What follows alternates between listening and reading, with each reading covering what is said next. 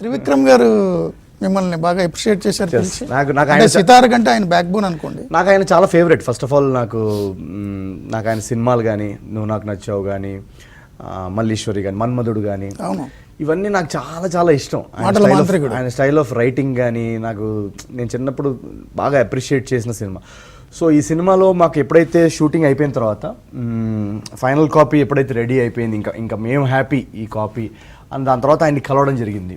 So కలిసి ఆయన cinema చూసి ఫస్ట్ థింగ్ ఆయన చెప్పింది ఏంటంటే, అఫ్కోర్స్ ఆయన సినిమా చూసిన వెంటనే దానిలో కావాల్సిన ట్రిమ్మింగ్స్ ఇక్కడ ఇది అవసరం లేదు, ఆయన ఎంత ఎక్స్పీరియన్స్ ఉంది కదా ఈ జానర్లో.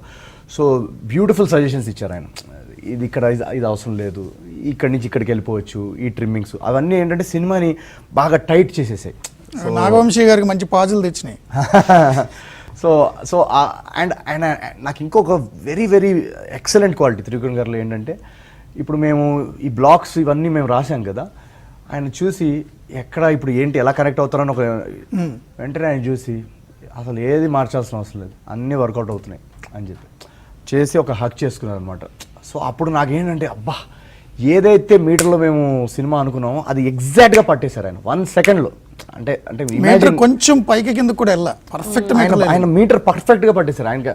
సో నేను నిజంగానే I have to thank him చాలా చాలా. ఎందుకంటే ఎవరికన్నా ఒక సినిమా తీసిన తర్వాత మనం తీసింది ఎదుటివాడికి అర్థమవుతుందా అని ఉంటుంది. ఆయన అసలు దాన్ని ఈ 1 సెకండ్లో, ఎందుకంటే అంత ఎక్స్పీరియన్స్ ఉంది కాబట్టి ఆయనకి. సో లవ్ యూ త్రివిక్రమ్ గారు.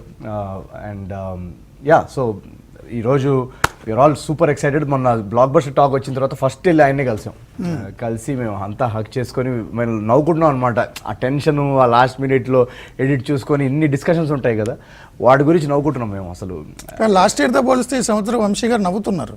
అది నాకు అసలు నేను ఇందాక చెప్పినట్టు, ఇప్పుడు మీరు ఆడియో కాల్లో మీరు ఎక్స్ప్రెషన్స్ చూడలేదు కానీ వీడియోలో ఆయన వచ్చి ఉంటే చాలా చాలా వంశీ గారి ఫేస్. నేను చేస్తాను 2-3 రోజుల్లో సోలో పాడ్కాస్ట్ చేస్తా, చేయండి. ఎందుకంటే మంచి పాజ్ వచ్చింది కదా, మంచి ఫుల్ పాజ్ అండ్ ఎఫెక్షన్.